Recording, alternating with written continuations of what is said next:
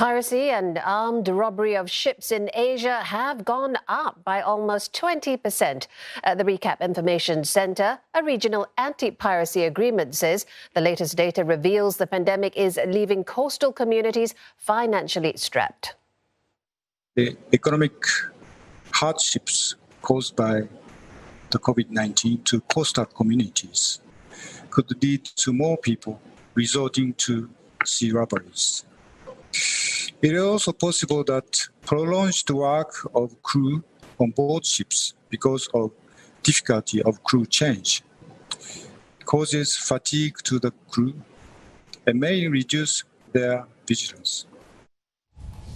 Almost 100 incidents were reported in the region in 2020, rising for the second straight year. More than a third took place in the Singapore Strait.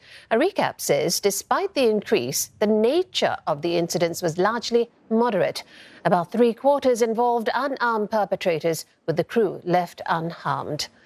Well, let's get a closer look now with Ridzwan Rahmat. He is the principal defence analyst at Jane's. Ridzwan, 97 incidents last year. That's a big jump from 2020. What do you see as the likely causes?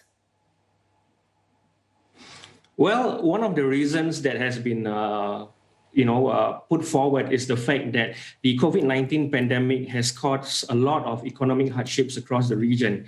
As we are aware, we had lockdowns not only across Malaysia, but also across Indonesia, where a lot of people who would have been on the streets peddling food, selling fruits, selling their wares, are suddenly out of a job because of the regional and nationwide lockdowns. So one of the theories is that, forced by this hardship, a lot of people have taken to piracy and sea robbery to meet their livelihood. So that could be one of the reasons that could explain the rise in number. And Ridzwan, how much of an effect did the COVID-19 pandemic have? Well, evidently, I think there was, it translated into a 20% jump. However, I would like to point out that, against this backdrop, we also cannot ignore the fact that there was noticeably less enforcement by the maritime agencies in the region, particularly as I understand it from the Indonesian side. I think we need to understand that although the most number of cases took place in the Singapore Strait is actually overseen by at least 3 littoral states, not just Singapore. So we've got Singapore, Malaysia, and Indonesia. And if you were to look at the number of or the cases that has taken place in the Singapore Strait, most of them took place closer to the Indonesian side of the waters in the traffic separation scheme.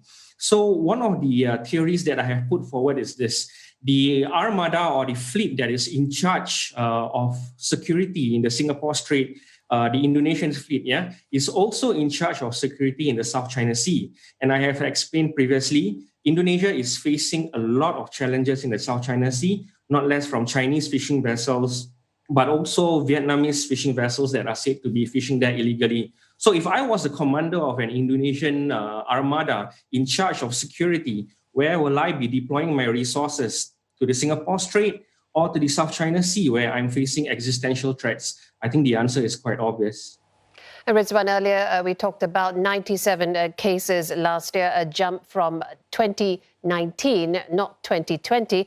But I was wondering about the one case of abduction in the Sulu Celebes area. What are the perpetrators hoping to achieve by this? Yes, that particular case is a tragic incident that took place in January. What happened was that 5 crew members from a fishing trawler were abducted by militants that are believed to be linked to the Abu Sayyaf group. Unfortunately, the remains of one of them was found in September last year, but 4 of them remain in captivity. As I understand it, this was conducted by a militant wing that is linked to the Basilan faction of the Abu Sayyaf group. And as we know, the Basilan faction is they're very keen on kidnap for ransom activities to fund their operations throughout the region. So I would say this is an area of concern. Thankfully, the cases in the Singapore Strait are moderate, mild in nature, but the same cannot be said in the Sulu and Celebes seas, where pirates are known to be very violent and are prone to attacking ships and taking them for hostage. Ridzwan, most of the incidents that occurred in the Singapore Strait were in the eastbound lane of the traffic separation scheme. Why that particular area?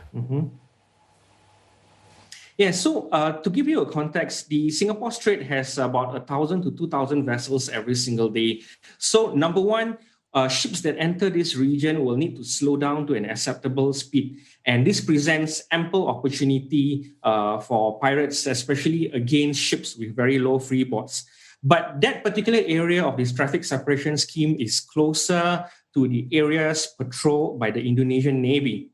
So as I explained it just now, as I understand it from the authorities, from various authorities in the region, Singapore has very limited, there's a limit to what the Singapore Navy and the Singapore Coast Guard can do. You know, once a perpetrator crosses the line into the Indonesian jurisdiction, they are not able to pursue the perpetrator and bring them to justice anymore. So that particular area in the traffic separation scheme is an area where pirates are able to hit a ship in the Singapore Strait and then quickly disappear into the background, that little channel between Batam and Bintan.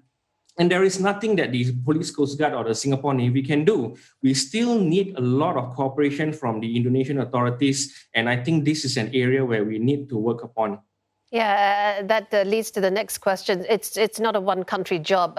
Do you see perhaps a regional effort needing to come forth more in terms of stopping piracy and sea robbery?